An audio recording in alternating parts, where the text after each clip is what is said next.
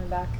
Just collectively, I think there was really good recall from OTAs in the offseason, which, as a coordinator, the biggest question mark that you always have is how much recall they have after having a little break between that time of the year to training camp. And when they came in, guys were ready to go.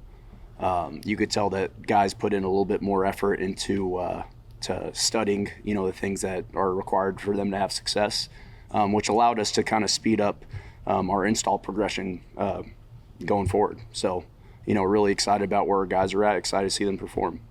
What does having Gunner back mean to you? Yeah, tons of respect for Gunner, not only as a returner, but as a core player. That's a guy that's proven in this league, has had a lot of success, and unfortunately last year, he just got hurt. Nothing that's his fault. So excited to see him at full health. He's going to bring great competition in that returner room. He's a guy, like I said, who it's undeniable that the guy's had success in his career, has had success here before. So excited to see what he does with his opportunities. I didn't know he's going to make the most of it. What does he do differently, or I guess how does he compare to Amir? What he brings? I think every returner is unique in terms of what they bring to the table. So it, in terms of what makes him unique is not necessarily his catch mechanics, because he catches it really well. So does Amir. They just have different run skill. Gunner has the ability, to get vertical and slash, and so does Amir. So there's a lot of similarities with the return style, but at the end of the day, nobody can say that Gunner's vision is going to be the same as Amir's vision, and Amir's vision is going to be the same as Gunner's vision. They both see the game differently, so their block setup, how they take their first step, that's all unique, and it's a little nuanced, but they both have had success in this league for a reason, so it works for both of them. Where are you with Graham? I mean, he's an older kicker who's coming off, a couple of years of injuries. Yes. What do you see from him, and are there concerns that, can he last? Yeah. From what I've seen, Graham has looked, I thought he played his best ball towards the back quarter of the season. And it looked like he was the Graham Gano that everybody knows. A very successful veteran kicker that has the clutch trait, that's weather tested, that has good range, good accuracy, good operation time. And we saw that towards the back quarter of the season. And then when he came back, you always wonder where a guy is with his kicking shape, and he showed up ready to go. He looked like the Graham Gano that we all know. He kicked well in the offseason, and he's kicked well in training camp.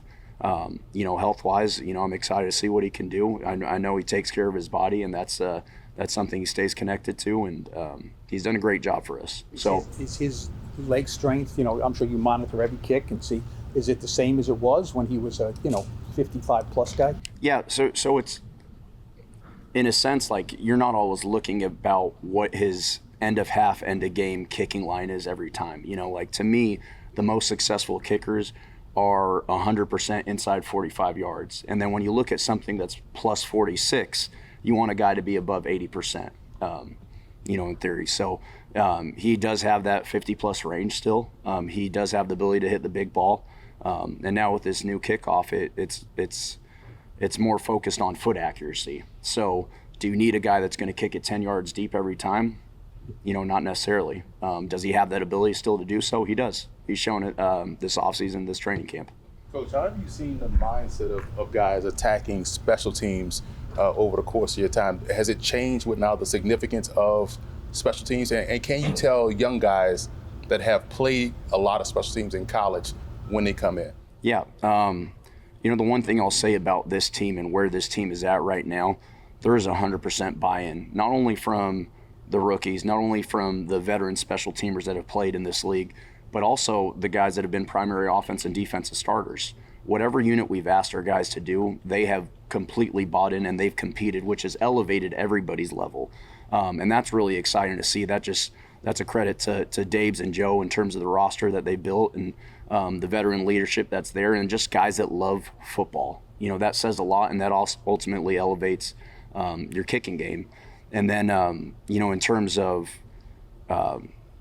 just overall special teams and where we're at, it's going to be fun to watch our guys play. They're excited to get going. They're excited to, run through a wall and play against somebody else. So for the rookies, the biggest challenge is not necessarily, their effort, their want to, because it seems like that is all acclimated. It's been more so, our game doesn't necessarily translate to what they do in college anymore. The punt play is different. The punt return play is different, just with the formational restrictions and all that. And kickoff return is no longer the same. So they're going to be in brand new rules, but they've got plenty of reps over the springtime and summer that, I think they have a good understanding where they're going to be at. And for me, my challenge to them is like, I'm going to keep the game plan simple. We just want to see the best version of yourselves and show us why you're in this league. Coach, how impressed have you been with Jude in his second season? I'm sorry, say it one more time. How impressed have you been with Jude McAtomney in his second season so far? Yeah, Jude has steadily come along since his first day here. You obviously see the leg strength. You see the foot accuracy.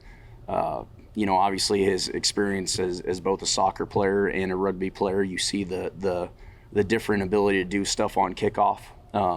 And I'm excited to see where he's at. He's a competitive guy, but a good energy guy and a guy that understands he wants to make the most of his opportunities, and he's done so far. So, he'll have opportunities this preseason to show us what he can do.